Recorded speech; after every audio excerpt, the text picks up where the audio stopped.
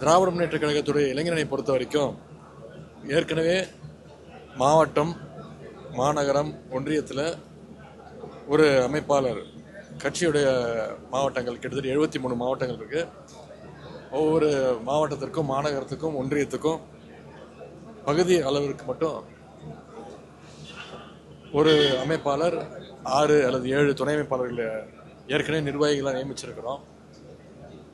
கழகத் தலைவருடைய அனுமதியை பெற்று முதன்முறையாக வார்டு அளவில், அதாவது பூத் அளவில், கிளைக்கழக அளவில் இப்பொழுது இளைஞர்கள் அதிகமாக திராவிட முன்னேற்ற கழகத்திற்கு வருகிறார்கள். அவங்க கூடுதல் பொறுப்பு எதிர்பார்க்குறாங்கன்னு தாய் கழகத்திற்கு ஈக்குவலாக அமைப்பாளர், துணை அமைப்பாளர்கள் ஒவ்வொருத்தரையும் நியமனம் பண்ணிக்கிட்டு இருக்கிறோம். முரசொலியில் அதற்கான அறிவிப்பு ஒவ்வொரு தொகுதியாக வந்துகிட்டு இருக்கு.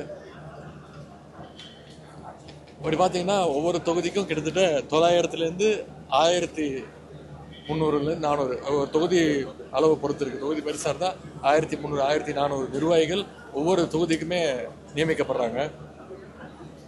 இப்படி தமிழ்நாடு முழுக்க இந்த பணிகள் நிறைவேற்றுச்சுன்னா